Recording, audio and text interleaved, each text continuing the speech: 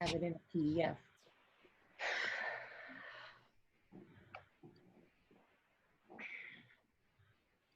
Oh, there it is. I got it. There we go.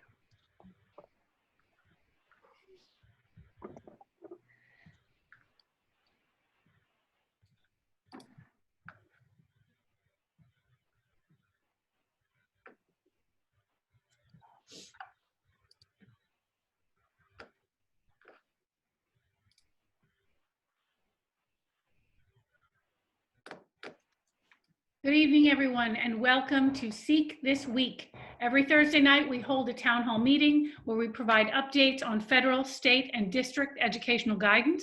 We give you updates on mental health, evaluation, transition planning, community issues, and other important educational issues that are important to families of children with a disability. Our special guest tonight is Sarah Eagan, State Advocate of Connecticut's Office of the Child Advocate. Welcome, Sarah, and thank you very much for speaking with us tonight. Thank you. Thanks for having me. Absolutely. I'm Barbara DeStinti. I'm the president of SEEK, and I have a child in special education.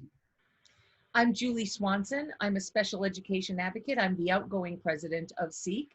I remain on the executive committee, and I have a 25-year-old young man who has autism who's gone through the special education system.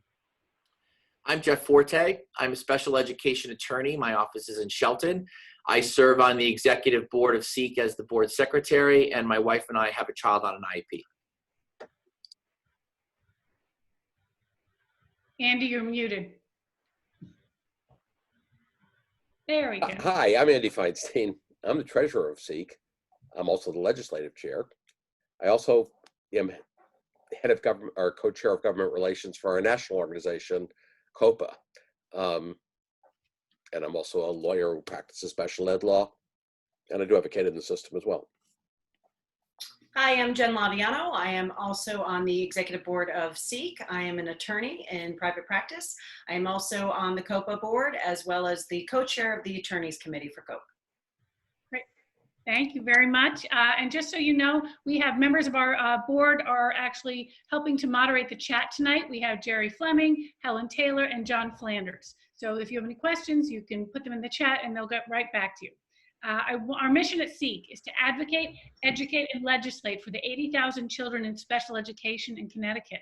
We also work on behalf of the kids with 504 plans and kids that should be identified but are not. You can find out more about SEEK at seekct.com. Just a reminder, we are a nonprofit volunteer organization. We do accept donations on our website as we incur some operating costs in order to lobby in Hartford and increase our accessibility for our audience. Your donations go directly to these activities.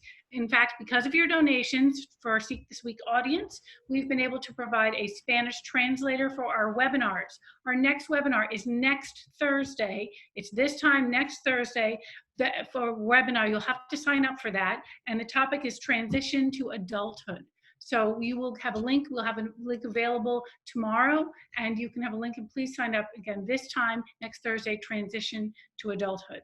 So Jen, give us our disclaimer for this week.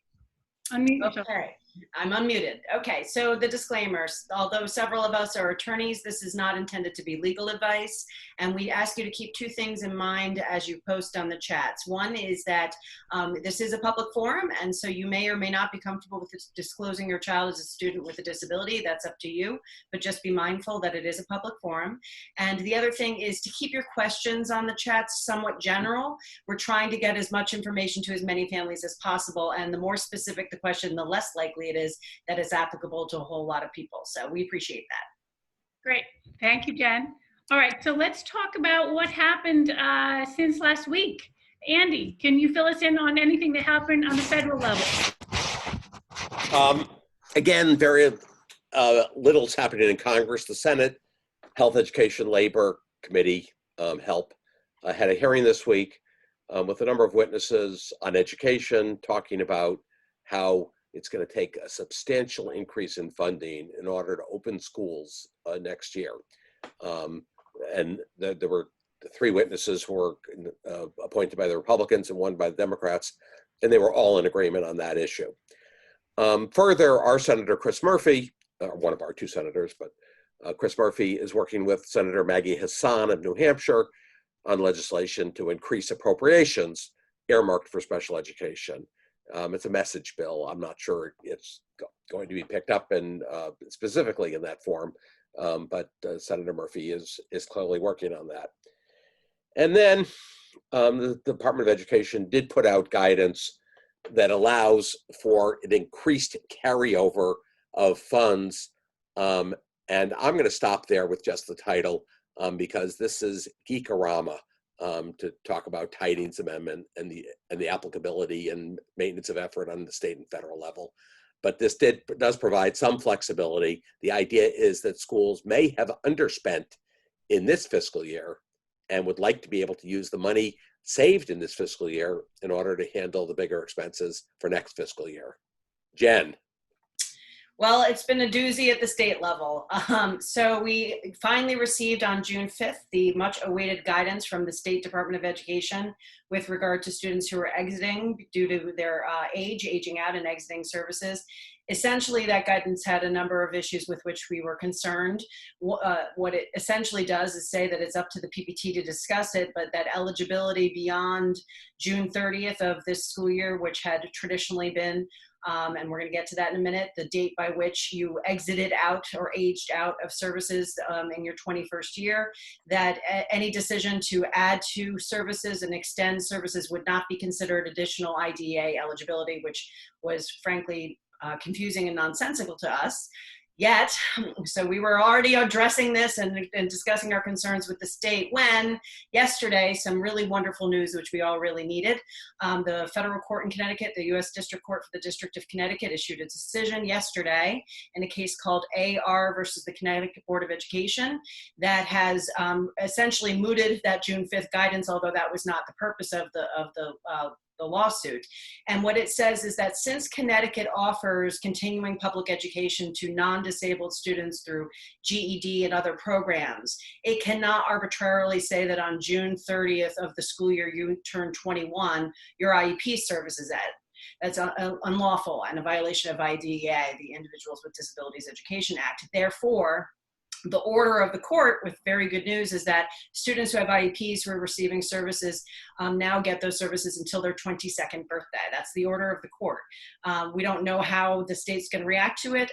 Jeff, if you don't mind screen sharing and putting up the letter that SEEK sent today to our Bureau of Special Education, asking that based on this decision, and we're putting this up on our website as well, seekct.com is our website, that based on the decision that came down in AR yesterday, we're asking the Bureau to issue new guidance because that guidance is even more confusing now that we have a reversal of the state's regulations and position on this. So, Andy, do you want to elaborate on that?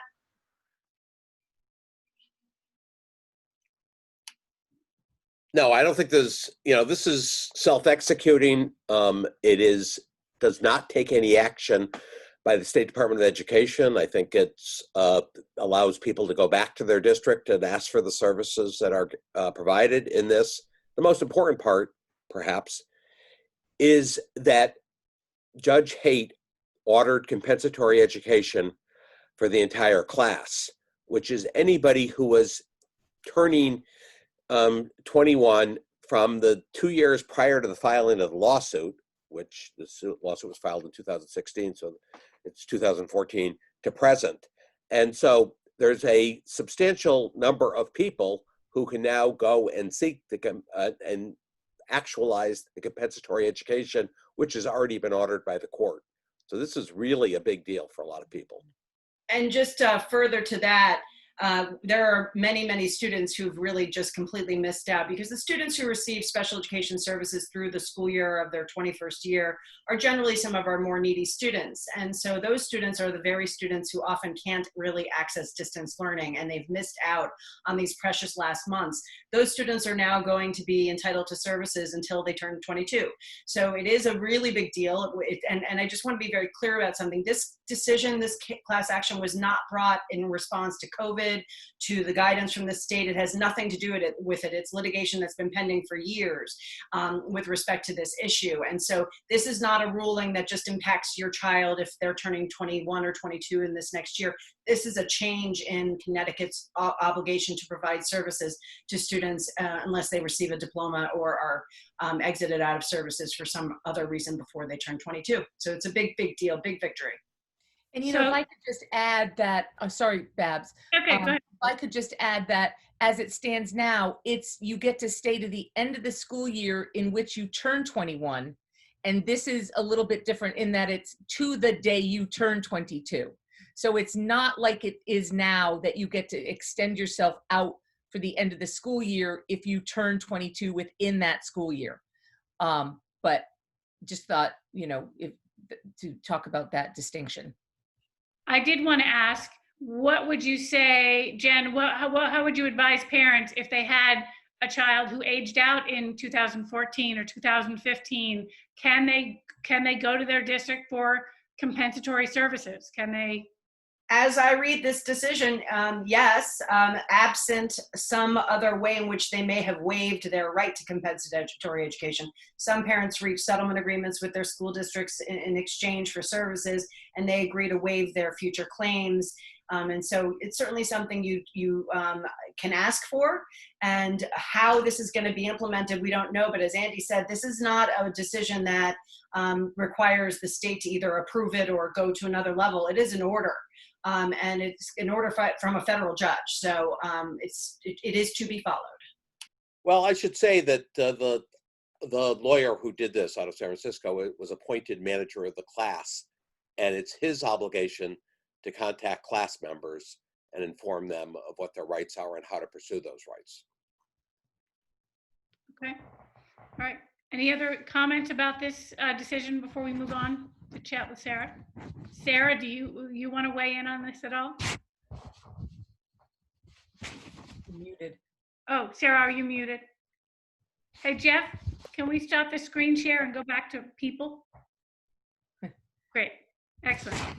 You know, I mean, I don't have anything technical to add other than, you know, it's an enormously important and landmark decision that is a huge boon and win for kids and families, and all, you know, thanks to Disability Rights Connecticut for bringing that, which is an organization that folks listening may not, or watching, I should say, may not know of. But that's an organization in Connecticut it's a nonprofit whose mission is to review conditions across the state for persons with disabilities and advocate for systemic change through a variety of means.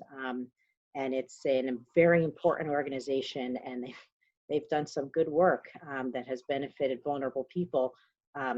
This decision being one of them, and another really important decision that came out of another civil rights complaint they filed on behalf of people with disabilities that was resolved this week, favorably allowing people with disabilities who have to seek hospitalization during the pandemic to have a support person with them.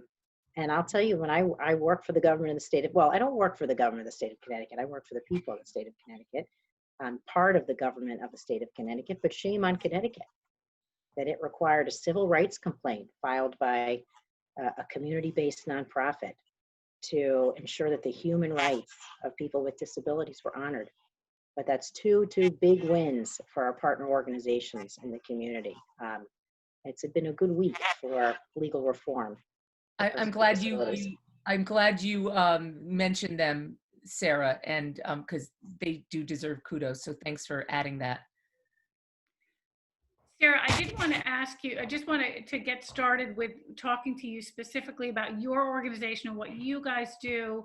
And again, as I'm a complete lay person, I have very little experience with how the government works. I'm just a parent with a kid trying to figure out what's going on. So could you explain to other parents out there how in Connecticut the government works in the relationship to education? Who makes the decisions? Mm-hmm. Well, I wish that was a really simple answer, right? I mean, a lot of what people experience about education is really controlled by their local school district and their local school board, right? Because that's the kind of state we live in where there's a lot of local control, right? So everything from what time your school starts to what's offered, or the scope of, for purposes of this, the scope of disability support services.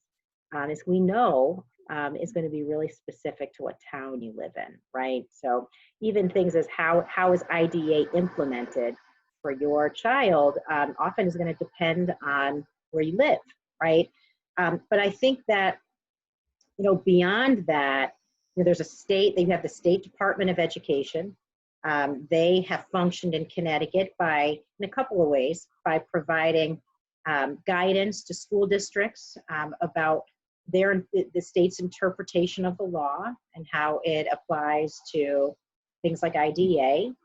It's really, the state has a board of education. There's a state board of education that's technically in charge of articulating state policy on education. And that board has public meetings, I believe on a monthly basis through most of the year, with a public agenda and an opportunity for public comment.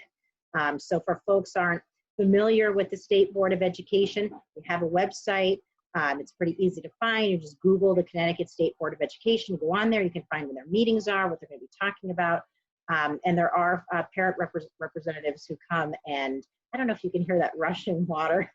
Can you hear that? No, okay. It's really loud in my basement. I'm in the basement. I know it looks like I'm in an undisclosed bunker, but I'm really in the basement. With no cool pictures on the wall. I'm looking at everybody else's screens here. I've got nothing there. And then the state legislature has a big role too, right? Because so we have a part-time legislature in the state of Connecticut. They do a budget every 2 years, but they meet every year. And they meet and raise bills that help create education policy on everything from how much money school districts get to what education laws they're going to pass, on everything from school discipline to restraint and seclusion of children. And so state laws passed by the legislature have a significant impact on the expectations that then the state has for how services will be delivered at the local level, right? But there's I think one of the most important educational policies has to do with how money is allocated to school districts. And again, that's a decision made by the legislature, right, through the appropriations and budget process. So there's these different components, there's the local control, the state legislature, the State Board of Education, and underneath that, the State Department of Education. But a lot of the, the X's and O's are done at the local level. Does that help? I just want to add to that a little bit. Yeah. On the State Board of Education meets the first Tuesday of every month. They meet at the Department of Education at 450 Columbus Boulevard. The beginning of every meeting is public comments. When there are a sufficient number of public comments, they react. And we had the IEE task force created a number of years ago because we all went in and made complaints about that. Unfortunately, the task force didn't produce anything of value. But it is a place where public advocacy makes a big difference. And they do listen to what people say. And the Andy, legislature. I'm sorry, Julie. Oh, no, go ahead, Sarah. I was going to say the legislature is too. I was waiting for that question. I didn't want to try to answer it all in one chunk, but I can talk more about that because it is one of the things I want to stress today are the advocacy tools that parents have at their disposal. But I don't want to jump ahead to that. No, you go ahead, please. You jump. Sure. I'd like to know exactly what can parents do who feel helpless, that they, how can they advocate for themselves? Sarah, just real quickly before you answer that, I have been appointed the abbreviation acronym police, and Andy referred to an IEE, that there was an IEE task force, and IEE stands for Independent Educational Evaluation. So, really important tool. It's a really important tool in parents' toolbox. Well, first, I think, I'd like to talk for folks that don't know what the Office of the Child Advocate is. And I think probably a lot of people don't. The Office of the Child Advocate, which right now I direct, is a small independent state agency. It was created over 20 years ago by the state legislature after the death of a child in DCF, under DCF supervision, the death of a baby Emily.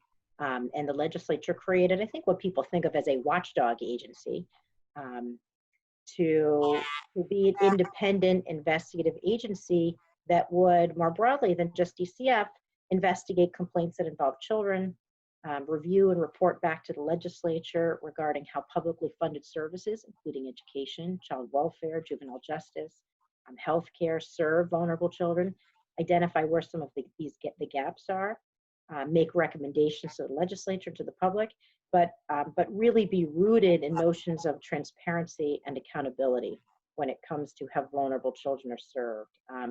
I've been at the office since 2013. I'm a lawyer by background. I worked at a nonprofit law firm called the Center for Children's Advocacy, which is a statewide nonprofit law firm serving poor children in a variety of ways, including education. And I've been at the Child Advocate's office for, oh boy, just about 7 years now. And we do a variety of work across all child serving systems. We do systemic advocacy and investigations. You can actually go to our website, and it's very, very low tech. So everything's right on the homepage on the right-hand side, and find any report that we've done in my tenure, which is run the gamut from of all different kinds of investigations, but many school briefs and many school investigations. Part of our job at OCA is to hear from the public and to hear from people. Could be anybody. It could be a family member. It could be a teacher. It could be a state employee, a doctor. Anybody can call our office and speak confidentially about a concern that they have about a child with unmet needs.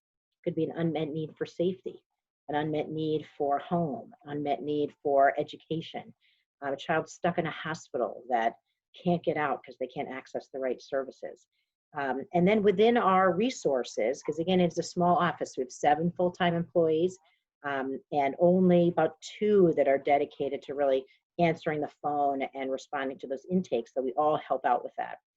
And then sometimes so we do provide individual case support where we can. We certainly always provide advice and referral and connection.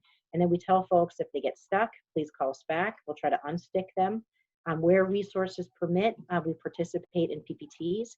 And where the issue brought by the caller, whether it's a professional person or somebody's grandma, where the call really raises a systemic concern on behalf of a highly vulnerable cohort of children that we don't think other agencies can help with immediately, we launch a more systemic investigation.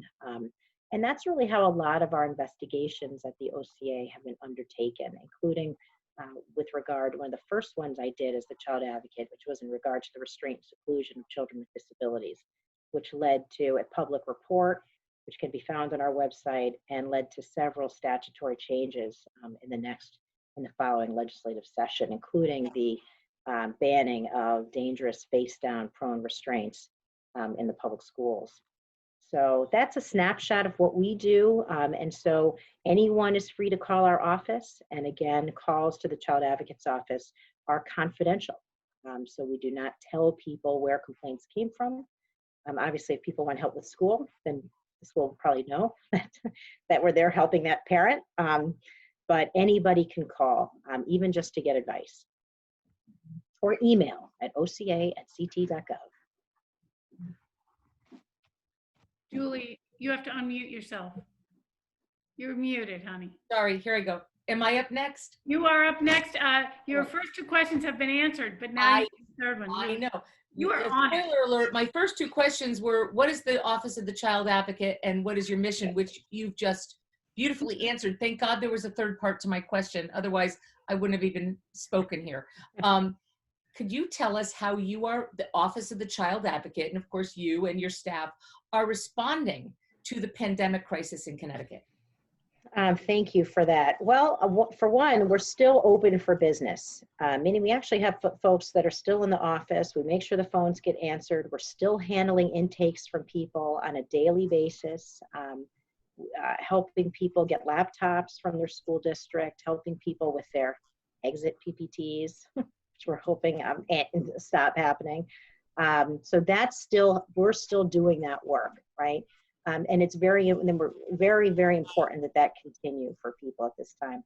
The other thing that we've been doing, I mean, interestingly enough, Julie, we usually always have many systemic investigations going on that I've sort of suspended. I had suspended for a portion of time here. Though some of that is changing. Because I felt there were so many people that this is such an extraordinary time.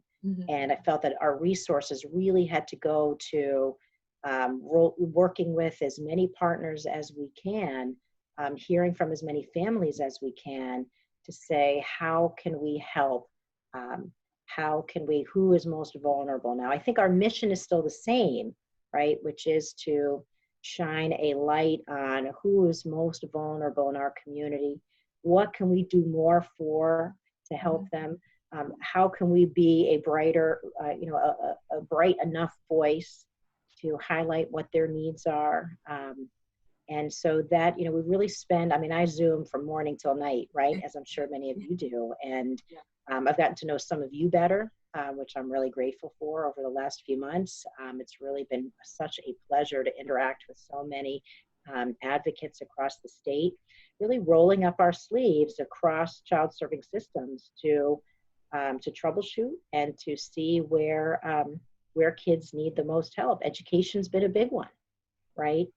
I mean, kids don't have, look, we sit here today, there are thousands of Connecticut children that have no access to school for a variety of reasons, who have no computer, who have no Wi-Fi, who may have no food in their house, who are living under tremendous and extraordinary strain, or who operate with a disability that makes their access to distance learning or the opportunities that are offered unrealistic or inaccessible. And so, the work to be done to push and push and push state and local school districts to do more and to do better, more effectively for kids is, there's just a lot of work to be done, a lot of work that still needs to be done. So I'm really grateful to all of you, and I'm sure many people watching who are doing their part to advocate for their own child, for children in their school district, and for other people's children. I think the theme I wanted to stress tonight, I don't have a magic wand. I wish I did when people called. Whether it's, my child stuck in the emergency room with nowhere to go, or, or I'm scared about what's going to happen because my child with autism and intellectual disability can't access school. I don't have a magic wand, but I am an advocate, and and I wouldn't do this work if I didn't believe that advocacy makes a difference. I think so. Part of my message to folks is your voice does matter. It does have power. As Andy said, showing up at this, there's a reason parents show up at those State Board of Education meetings in Hartford, because their voice makes a difference. If you don't know who your state legislator is, you can find out on the Connecticut General Assembly website at cga.ct.gov, and you can plug in your address and find out who your legislators are. If a legislator hears from 3 people about an issue, right? First of all, a lot of them will just get back to you directly. Sometimes people are nervous, emailing their state rep, but I'll tell you, I get intakes from state reps all the time when a constituent calls them. So they respond to that. If they get 3 calls about the same issue, they're going to be knocking on the State Department of Education's door. Trust me. I work with a state rep who hears from family members, and she's got, the SDE commissioner on speed dial to yell at him.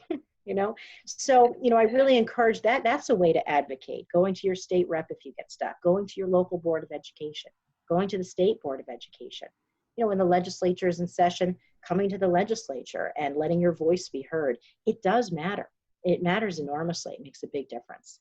Well, I personally want to thank you for all the work that the Office of the Child Advocate does, and we appreciate getting to know you better. And it's if there are some silver linings to the school closure and this crisis, is how it's brought some of us together under circumstances that are not great, but otherwise we may not have been brought together in the way that we are. So we appreciate all your work. And just before we move on, Barbara, to the next, the point about contacting your legislators, one of the best things I ever heard Chris Murphy tell a group that I was attending one of his fundraisers is that even if you think your legislator is on your side on a topic, still call. It's important not just for the staff who need the morale boost that they're on your side, but when they go to the floor, they're in a position where they can say, most of the people who called on this topic were in favor of it or against it, whatever it is. So don't just assume that because you think the person that represents you agrees with you that you shouldn't call. Or you can email, right? I mean, I think that's, it's pretty easy website to navigate, the Connecticut General Assembly website. You can find out who your legislator is. You can look them up. They all have their email addresses and phone. They respond to emails. So I think that's a really good avenue. They want to be a resource for you. I work very closely with legislators. There are some, particularly during the pandemic, there are some that I meet and talk with now. Some of them I've gotten to know really well. We meet every single week. They're really, really invested in doing what they can. They don't have magic wands either, but they have voices that they can raise. And it really, you get a few voices raised on certain issues. It makes a big difference. That's Great. for sure. Thank you, Sarah. So Jeff, I think you're up next. We have, again, a lot of things to discuss with you.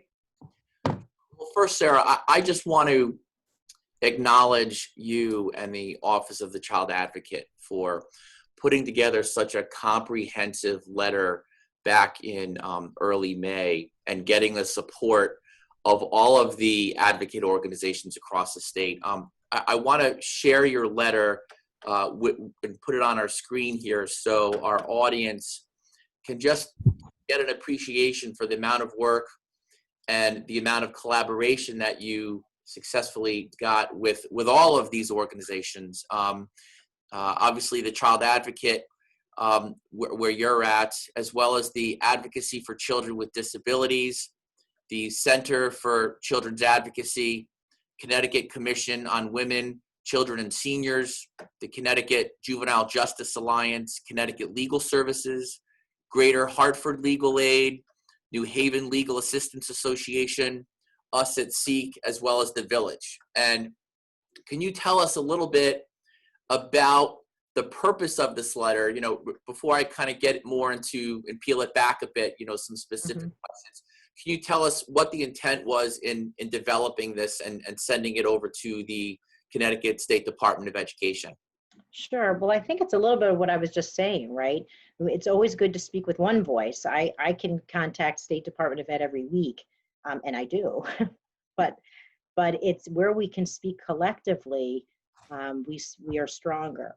And, right now, there's just sort of there's so much going on, and it's important that advocates join together where we can to say to people in power, these are the things that are important to us. These are the things we expect from you. These are the things, when we send a letter like this, it's to discuss, to hear back, to be able to reference, to make sure that these principles become part of what folks are working on, in government. And so it really important, I was thrilled that we were able to all come together and meet, weekly. We continue, a lot of us, meeting on an almost probably on a weekly basis, strategizing about a lot of things that you see in this document, because my office produces a lot of paper, but it's not to live on a shelf. It's to provide a guidepost for the work going forward. And I think some of our key ideas about the work going forward in the next weeks, months, year are embedded in this document. So if we peel this document back a bit, one of the important things going into next year that's going to really be, paramount is engagement with students and engagement with families, and how to effectively engage with students and families is quite different, right? What type of guidance and what type of vision do you feel we should be looking for when we're looking to further get engagement with our students and families going into next year?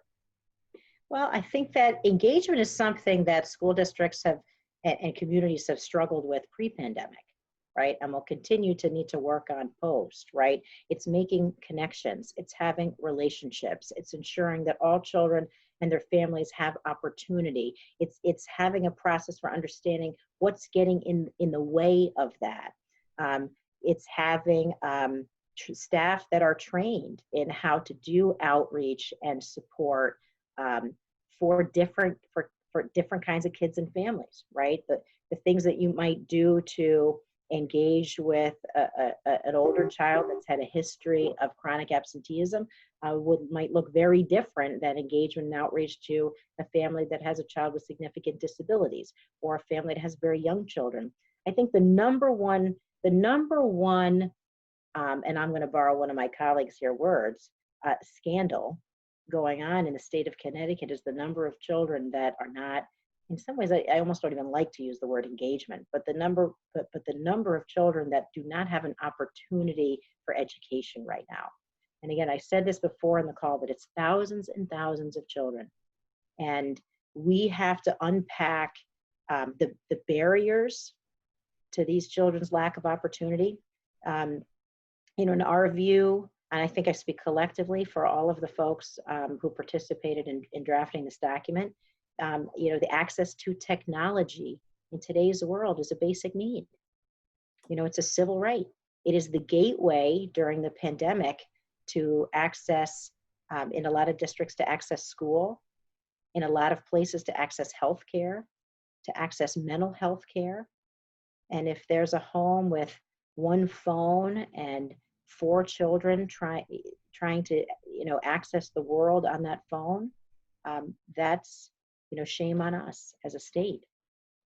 This is a basic need that people have, and the state should be closely tracking and ensuring that all families have access and connectivity. I would say by September 1 at the latest. We have to set that goal. We should have a distribution chart that's on the governor's website. We should be monitoring that every week.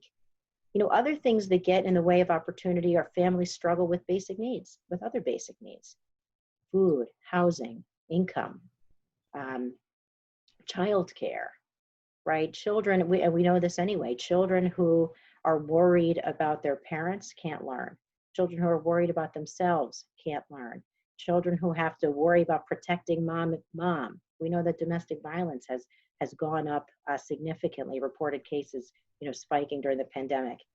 I've known kids who don't go to school because they're afraid to leave their mother alone, right? And we have to be honest and mindful about the things that get in the way of education for people. And real engagement is about outreach, it's about relationships. One of the things we talk about here is having school districts work with community partners, agencies in the community that are knowledgeable, skilled, compassionate, and ready to do some of the support work with families. That's something that we strongly recommend.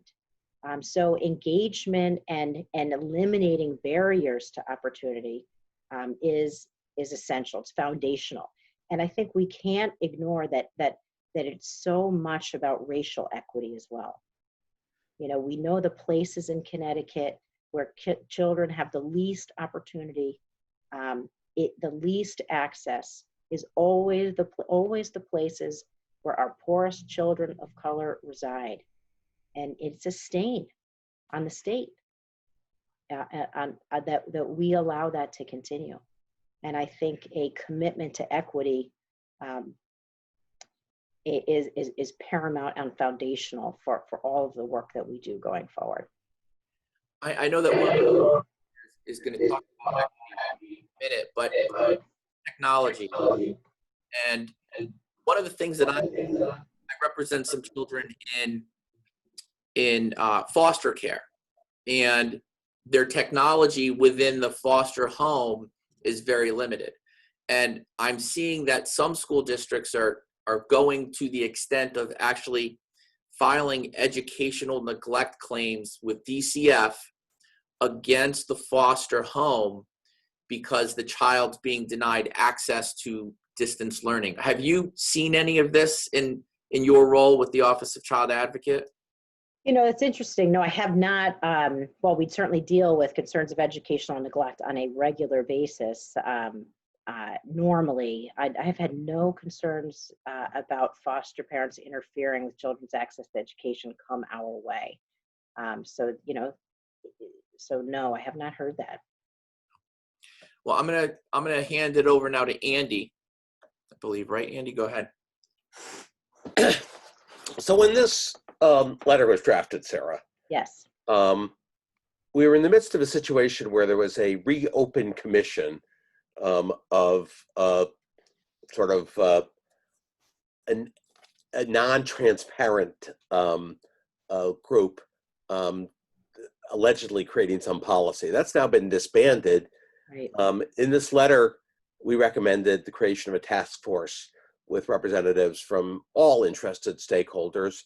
Mhm. And we also sought the collection of information and transparency on data on engagement, data on a whole variety of other things. Have things improved in terms of accountability and transparency and oversight since we wrote this letter? So mostly no, right? So interestingly, and I think the number one recommendation or the first recommendation in that letter, and I think folks can get that on your website, right? If they wanted a copy of that, Yes. had to do with that issue, right? To me, and I know you all heard that from me ad nauseum, but you know, how the state makes decisions, particularly now, is critically important. And that the process for making, I would call it the governance and advisory structure, it is paramount, right? And that process has to be representative, inclusive, robust, transparent, and accountable. And data-based. And absolutely, and data-based. And we don't have that right now. The Reopen Advisory Committee was not that. That was a mistake. That group has been disbanded, and there's nothing in its place, right? So the structure now for this sort of free-flowing reopening process right now is sort of as far I can see, every town for themselves, with troubleshooting and continued guidance from the State Department of Education, which we just saw some, you know, the guidance that was distributed last week on reopening on potential reopening for summer school and obligations around ESY, right? That's not gonna cut it, right? We need to have still need to have a reopening task force, I would say, that's committed to principles of equity, engagement, and transparency. That includes voices from the community, parents, students, as well as a role for the legislature, right? The legislature has not been in session this whole time. So we're spending part of tonight talking to you about how important it is to contact your legislature, and it is. But it's also really important for the legislature to have a role in the reopening process. And that's something that I've been advocating a lot with specific legislators. They are going into very likely to go into a special session, meaning legislature this year was supposed to run from February to the end of May. It terminated its legislative session in March through the pandemic. When the legislature reconvenes out of session, it's called a special session, and they usually have a specific agenda. So they're very likely to come into special session in July, which means all the legislators will come back to work on the issues that are identified for that session. There'll be a big focus on police accountability issues, appropriately so, in the wake of the murder of George Floyd. We are also pushing for there to be a children's agenda. Has to be a children's agenda. Children, in my view, are being left out of this reopening process. You know, there's a lot of guidance about, I mean, we all read, we all watch everything about from hair salons to restaurants to movie theaters and gyms. But what about kids? What about families? You know, where's the daycare? 40% of daycares have shut their doors because they can no longer operate financially. That is an enormous crisis for the state of Connecticut. Schools are supposed to report back. I want to get back to that data question. SDE is collecting some data from school districts. I'll talk about that. And they are also supposed to report back by June 15th as to what their plans are for the summer. Well, my feeling, my guess would be that the majority of school districts are going to report back that they're continuing with only virtual instruction, right? So we have very limited daycare, we have very limited school, we have very limited out of home care camps. Where does this leave our kids? And again, health and safety have to be paramount, but we have to be talking about the health, welfare, and education of our children. And that needs to be on the agenda for a special session. I'm talking to some legislators about that. They completely agree. I expect that people will push for that. Whether that will materialize or not, I don't know, right? But this free-for-all structure we have right now of 169 different towns are going to do 169 different things with no overarching structure for guidance and transparency is very problematic. It remains one of the #1 things that I'm talking about with legislators and with state officials, and I'm going to keep pushing it. And I know some of my partners here will keep pushing it because we need it. And it's not here. I'm not here to villainize school districts either. I mean, nobody's been through this before. They need a place and a vehicle for getting blueprints, for sharing ideas, for figuring out what the resource streams are going to be to help them.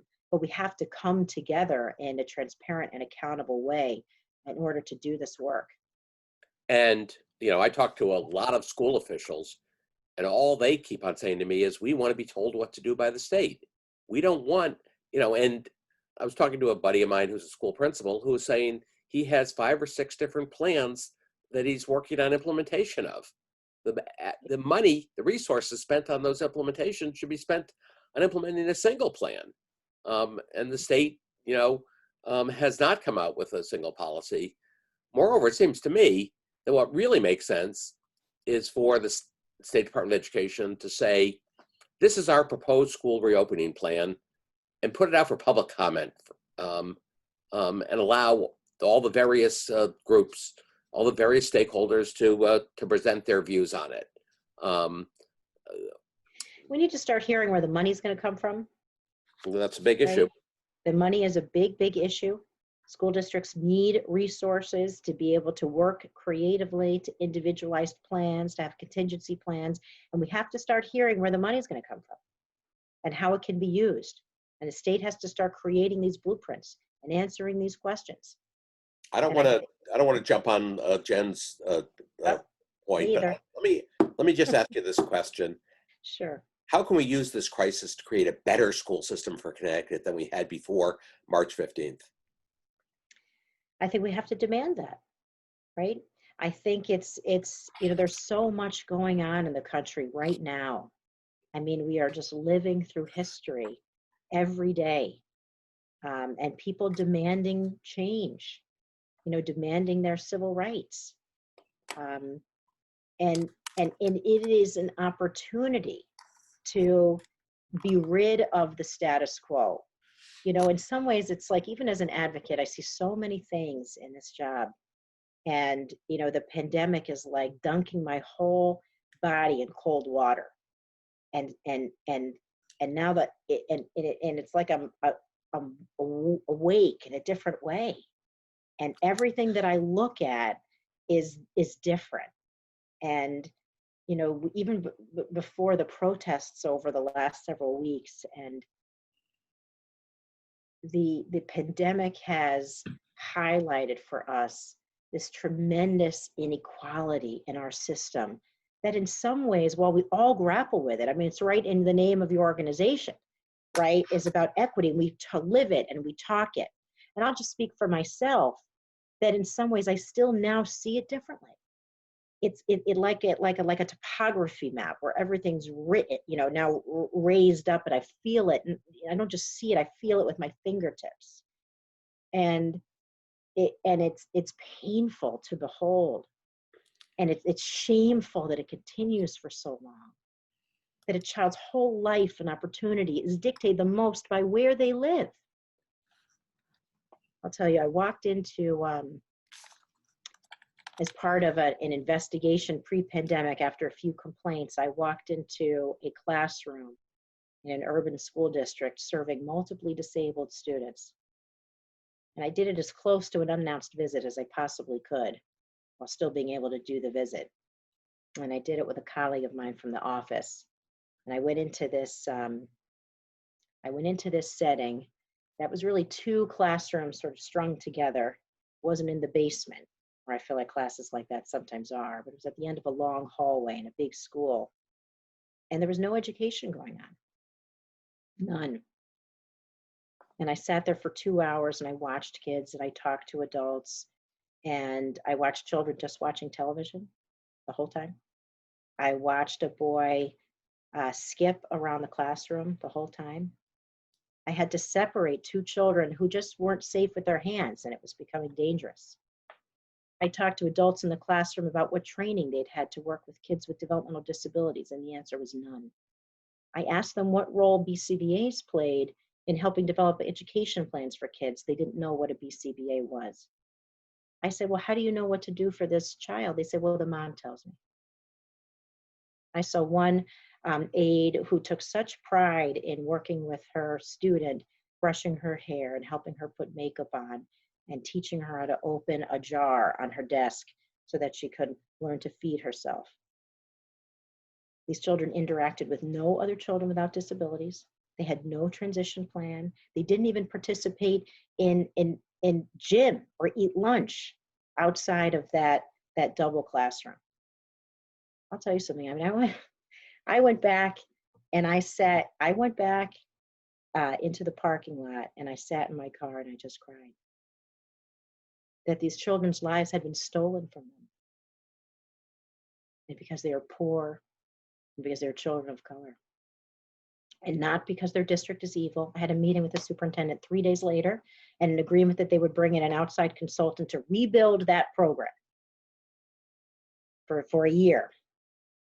But I can't go to every classroom for the multiply disabled across the state.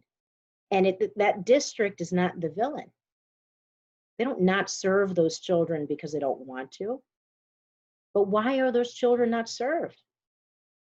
It's because of who they are and what they look like and where they live. And we can't unbind that from race. And it is, I think about that so much now. We have got to change that. And the only way, Andy, is to demand it. You know, to stop being polite and to call it for what it is. That we suffer from the oppressive yoke of systemic racism in Connecticut too. And that allows that system of gross inequality to perpetuate. And it affects all children. I mean, of all income levels, you know, and I care about civil rights for all children, not just poor children, you know, and we have to make the world a better place, a fairer place, a more equitable place. And the place to start is by giving voice to things and raising our voices together where we can and not accepting less, but demanding it.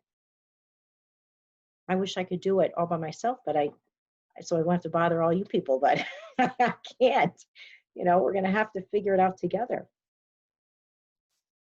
So we all completely agree with you. I was going to ask you about equity, and something you said that we all experience all the time is the very big difference between the system of special education in one town versus another, and how many factors go into that, where you can be at a PPT in the morning in one district where every child is given an iPad at second grade, and in another where you don't feel safe, you know, even entering the building, the physical space of the building, because it's falling down.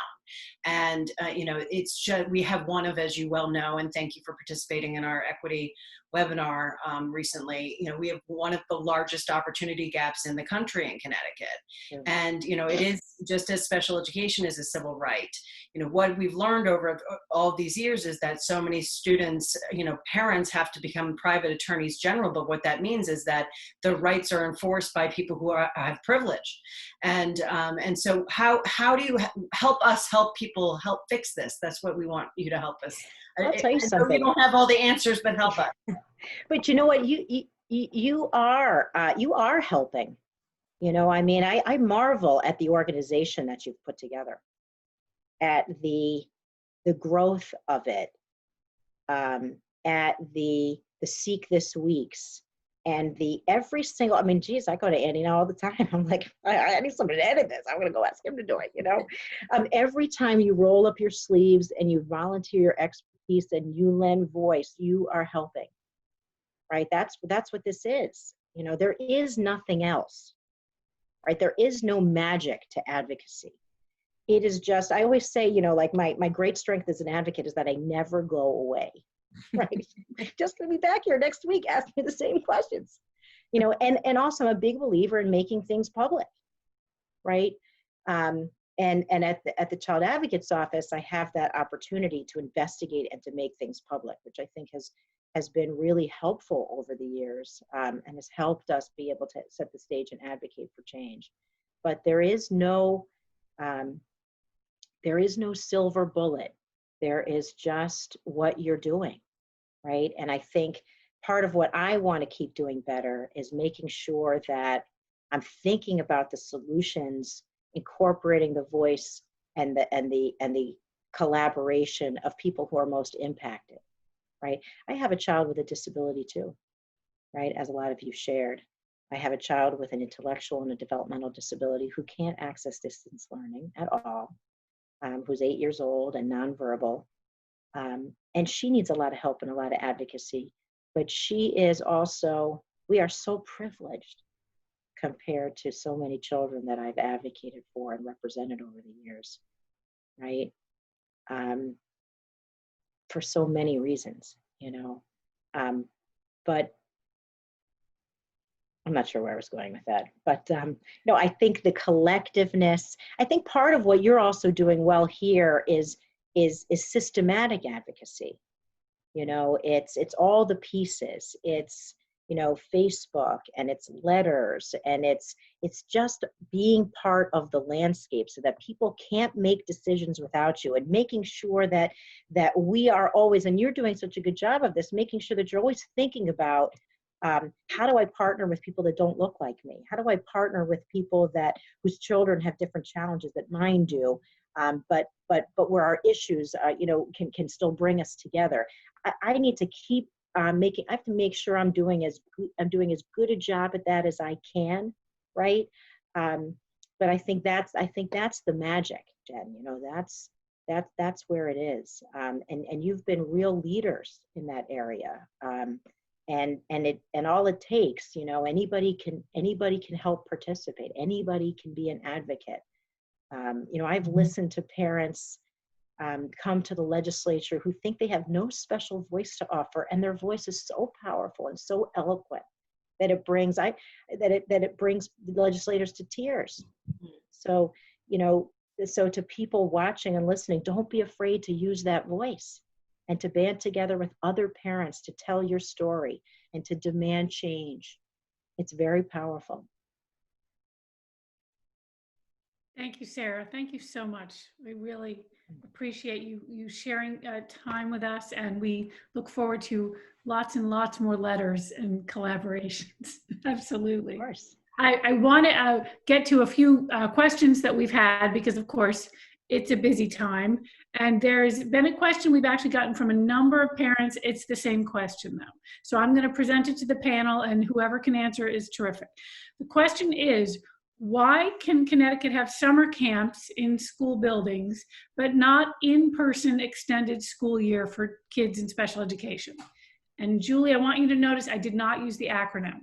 So extended school year is what I said. So why yes for camps, but no for ESY, you know, what that makes, explain it. We're gonna post, I believe, on the chat, the standards for summer camps and the standards for summer school.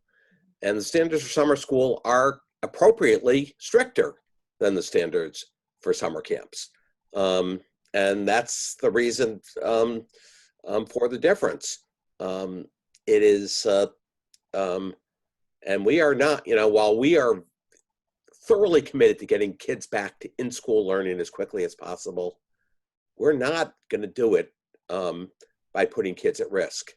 And what we've seen in the last few days in Florida, in Texas, and Arizona, and California, with a real spike in COVID cases after those states opened up fully, it should be a warning to us that we really need to have these protective orders in effect as long as COVID's still circulating in the population.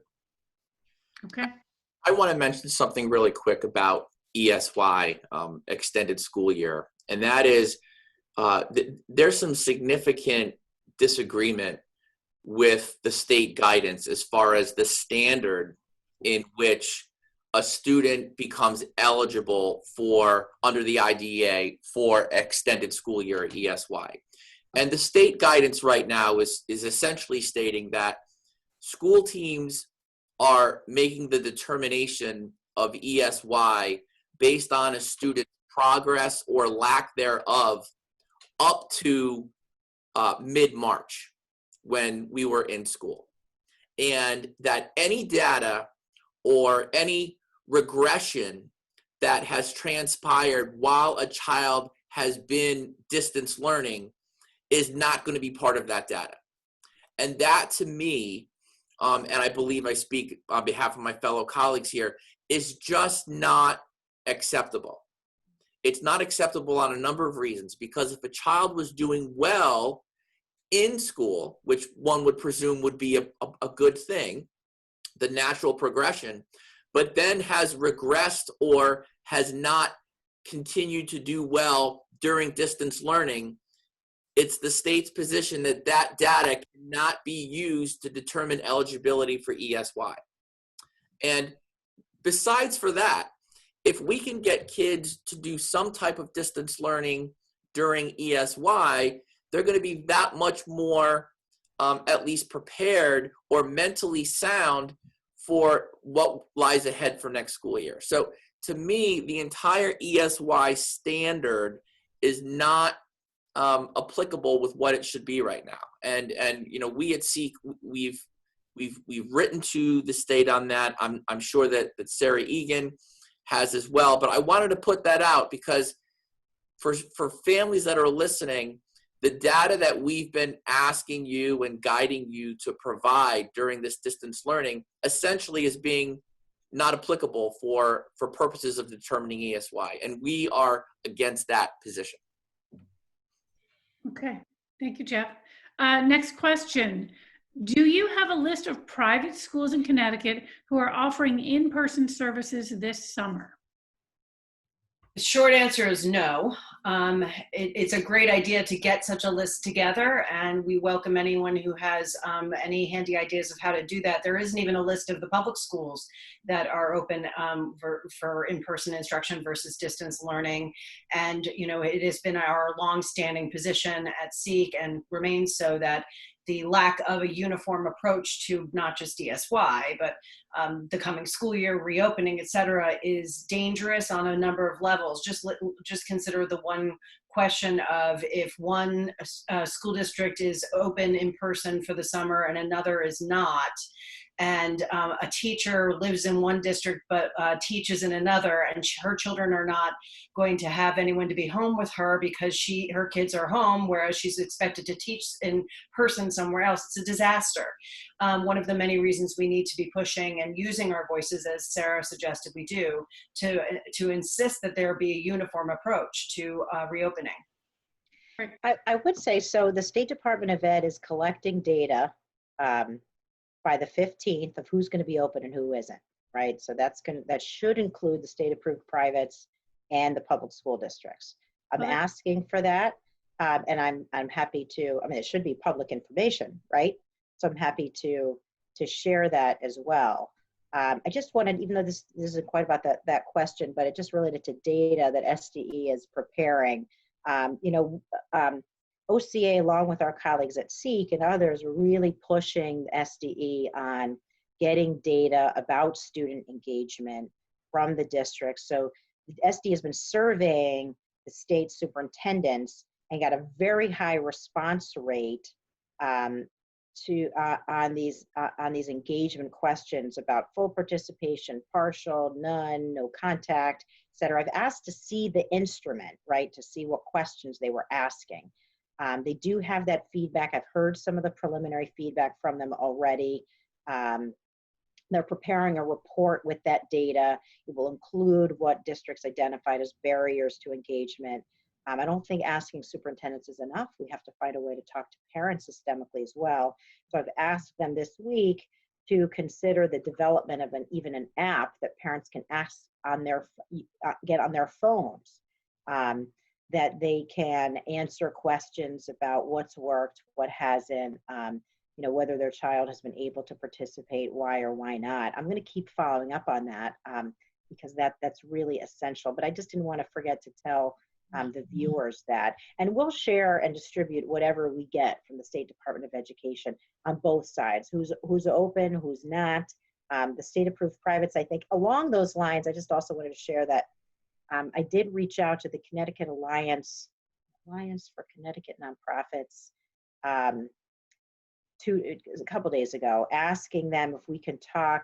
I want to get a sense from them of all, that's a trade association for sort of many community-based nonprofits who are doing human service work, including some that also operate state-approved privates, but not all. And get a sense, where are they in the reopening process? How many of the nonprofits are returning to some aspect of person-to-person service delivery, whether it's in a community-based clinic setting, in a school, in the community, or in people's homes. Part of why I was asking for that is because I think parents need to start getting a sense of what are the options that districts have if logistically they can't pull it together for a variety of reasons to be able to provide in-person instruction, but maybe a community-based provider can provide some level of that instruction, right? We've also reached out to the State Department of Education to ask them if that's the case, right?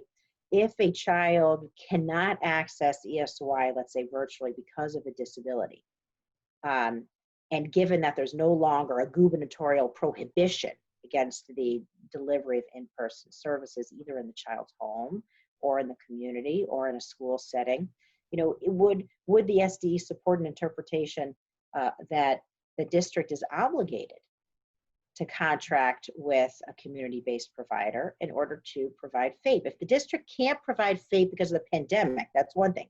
But if they can't provide FAPE because of logistical reasons, right? I don't have the fleet for transportation. I don't have adequate staff, right? So ESY staffing, people may not know, is not typically part of union contracts, right? So a lot of districts are relying on teachers who volunteer, right?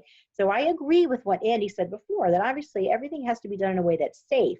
But right now there's no, districts couldn't provide in person because there was a gubernatorial order saying you can't. Now that's not applicable anymore, right? So now the can and the can't is more a logistical issue. It may be important logistics, but there's no legal barrier to it.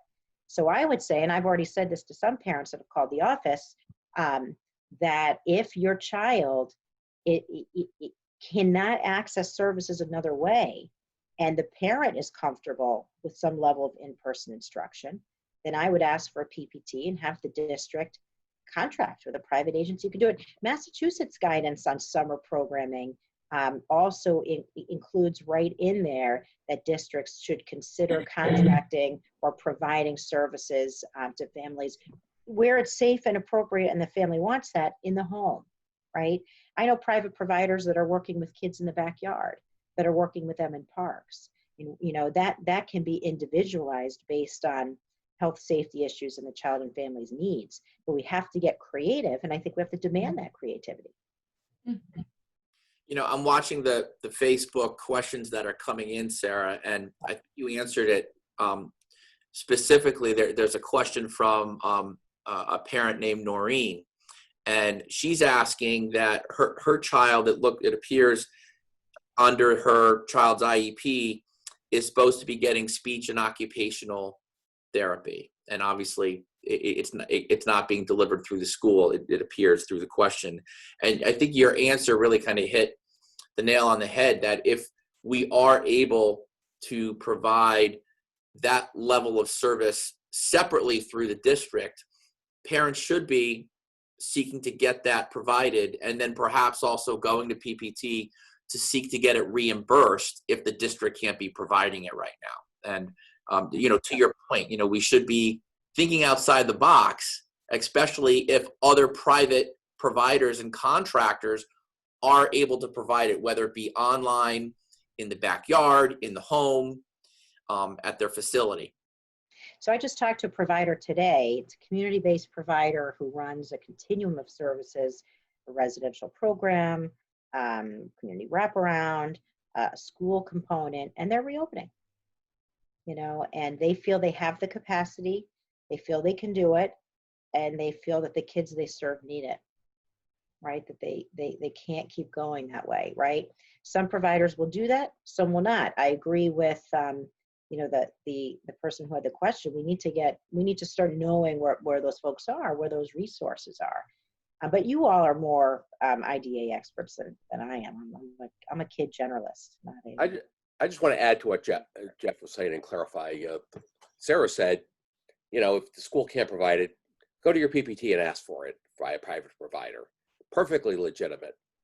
If the school refuses to do so, there's a doctrine of law that says that if the school fails to provide a free, appropriate public education, and that's what's defined in your IEP, the individualized education plan, Julie, if they fail to provide it, you have the right to go out and get it on your own and seek reimbursement from the district for that. And so in the situation where your IEP provides for a certain amount of speech services, the district's not providing it, first step, ask the PPT to contract with a private provider who can provide it. And if they refuse, go out and secure it on your own, and then seek reimbursement from the district for that. sure. Of course, that's once again pointing out the equity issue for those families who can't possibly afford to do that. But that we will continue to talk about every single week. Right.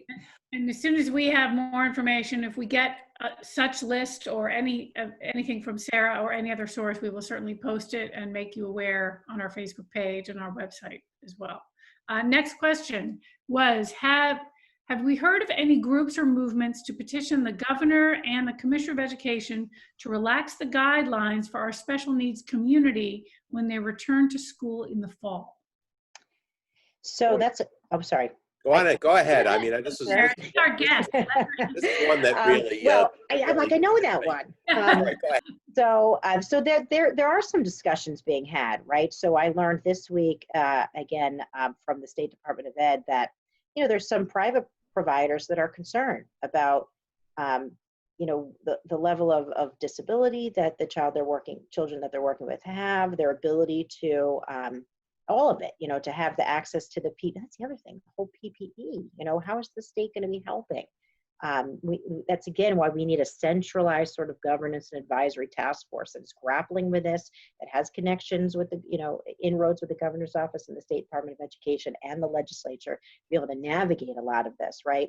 But I know that I understand that there were, I hope I don't get this wrong, but the State Department is starting to have meetings with providers around what, you know, where there can be flexibilities, right? So that, you know, that maintain health and safety while allowing for children with special, you know, who have particular needs to be educated. So those conversations are starting. And I think as the data starts to trickle back to SD, or I'm sure they've got a lot of it already, from districts who are saying we can't we can't comply with these guidelines, I think to be having a lot more conversations like that with school districts. I just don't want that to keep happening. Catch as catch can. We have to start bringing those conversations together, coordinating, bringing them into the light, and moving more dynamically and efficiently. So there've been a number of proposals out there to bring kids with special needs back first, because they're the ones suffering most by closure. However, children with special needs as a population have more health risks than the rest of the population. And the kids who are coming back first are probably going to be subjected to less developed standards.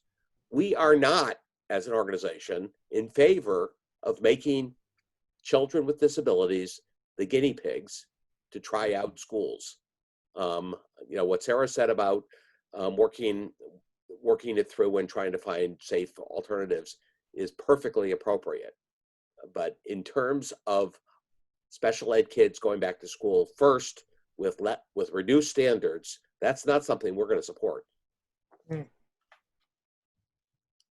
I think I agree. It's a very, it's tricky. The issues cut both ways in a way, right? I mean, our children are not guinea pigs, and your children aren't either, right?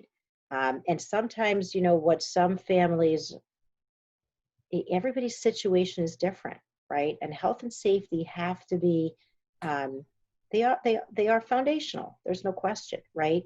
But I think the challenge is that a lot of these children are the children, I think, Jen, you said it before, these are the children that haven't been accessing an education for months on end. I listened to a mom, I do a weekly call with a bunch of families. And there was a mom a couple of weeks ago, and she said, I just can't do it anymore. Those words just ring in my head. She said, I could do it, but I can't keep doing this all alone. And if there's nothing over the summer, if there's no help, if there's no relief, if there's no respite, she said, I don't know what I'm going to do. So we have to find a way, and I'm not an epidemiologist, right? And I don't even play one on TV. I mean, I'm really not, and I can't make those kind of health decisions. But, where there are safe ways to provide that mom 2 hours in the backyard, I have providers in the mental health field. That's what they're doing, right? Going for a walk. There's a lot you can work on a walk, right? Engagement, socialization, communication, right? We have to be creative and flexible. We cannot abandon these families and these kids. I know you all know that. We absolutely agree. Thank you, Sarah. We're going to go around and do our takeaways. This is our just little piece of advice we try to do to parents to hold on to for the next week. It'll be the next 2 weeks because, like I said, next week it'll be a transitions webinar instead of a Seek This Week. So Jeff, why don't you give us your takeaway for the week? And you have to unmute yourself though. You have a few seconds. There you go. Yeah. So, school's wrapping up and we're now entering the summer months. My takeaway is really just try to find ways to kind of normalize the summer as best we can for our children, right? It's very difficult because we don't have a lot of camps that are open. But most of us are still, either working from home or we have reduced time that we're at the office. So really, my takeaway is really try to focus on what you can do to really make this a memorable summer for your child, because we don't know what the school year is going to look like when we go back yet. There hasn't been any official decisions as to what it's going to look like. So focus on the summer for now. And once we get back into getting some more guidance, we'll be back here to share our thoughts and interpretations of what the school year is going to look like for you. Great. Thanks, Jeff. All right, Andy, what's your takeaway? I guess my takeaway is we're lucky to be living in Connecticut, where we're going slow on reopening, where people are conscious generally of the dangers of contagion of the disease. Watching what's been happening in the Southwest over the last few days is really frightening. You know, I would like to open up schools and the economy as much as anybody would, but I am not prepared to have my son go to a dangerous school. And so, you know, I think we're lucky that we're going very slow in Connecticut, and the rate of positives is continuing to decline. Great, thank you. Julie, what's your takeaway? Well, Jeff sort of hit on half of mine, and that is that usually at this time of year, as parents, as advocates, we're taking a collective sigh because it's the end of the school year. We're like, it's the end of the school year, thank goodness, you know? And yet I can't think, this year, we can't take our foot off the gas. You know, there's still so much work to be done. And among the work that I really hope we can do is, I am, you know, based on what Andy just said, you know, I've heard a lot about, you know, hybrid programming. In the best of worlds, if we're all going back to brick and mortar, but if not, at best, we're going to have all distance learning or hybrid. And we've got to look at the barriers to the most vulnerable students who cannot access learning through distance learning. And why are we not doing some analysis of that and working with people who work in schools to work with the parents to say, okay, let's do some sort of assessment here. Let's do a probe. Let's figure out how we can get a little better at this. Because I have a feeling that distance learning is going to be a part of our future for an unforeseen amount of time.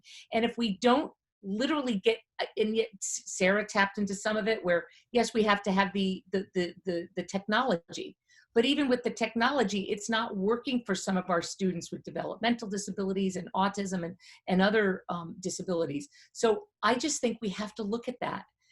And I'm hoping someone does from a statewide level, or there's some guidance on that. Thank you, Julie. Jen. So I'm going to go back to how we started today, this week, and say so happy for the decision from yesterday in AR versus Connecticut that now extends eligibility for IDEA services to students' 22nd birthday. And I just want to make the point that it is a great example. That case has been pending for many, many years, right? And a lot of hard work went into it by Disability Rights Connecticut. And the wheels of justice do turn very, very slowly, but they do turn. So that's my takeaway. Excellent. Sarah, would you like to give a takeaway for just one thing to tell the parent? I know you've had lots of wonderful advice, but just one more thing. Boy, so that's what the takeaway is. It's advice. That it's sort of anything step or just something to think about. Something. Share your favorite poem if you wanted to. Fine. Thanks, Julie. Well, I just want to say thank you for having me on. It's really been a pleasure and to be with all of you. And it's, you know, I know there's nothing harder than being a parent who's worried about your child, or when your child has a need that you can't meet all by yourself. That's so hard. It's so painful. Nothing prepares you for that. And I guess my message, and it, you know, part of why I really enjoy participating in this tonight is you're not alone. And please remember that you're not alone. And thinking about what Andy said, he's probably right, you know, that, we have to go really carefully, but that can feel really lonely. And so many things we talked about today, advocacy, engagement, access, is about relationships. So if you feel alone, please reach out on Facebook to a friend, to a colleague, to one of us. If you're worried about somebody who's alone, reach out to them. Sometimes just a little bit goes a long way. And I think reminding ourselves and the families that we care about that as the wheels of justice grind, what did you say? They get there, right? What was it? They get there. We will get there. We will get there. This will pass. we hopefully will be better, have a, have a better vision for a better world. But one day at a time, we do need to reach out and stay connected to each other. So I guess that's my advice. Don't go it alone. Excellent. Thank you, Sarah. Thanks everyone out there. Thank you so much for joining us tonight for Seek This Week. Again, special thank you to Sarah Eagan. Thank you so much. Next week, we are not having Seek This Week. Next week will be a webinar on transition planning. So we will have a link for that webinar starting tomorrow. We'll have it on the Facebook page, but we'll also have it on our website. And our website again is seekct.com. Take a look, and a gentle reminder, we are a nonprofit volunteer organization, and we gratefully accept donations to cover our operating costs. So thank you very much, and good night to everyone. Good night. Thank you.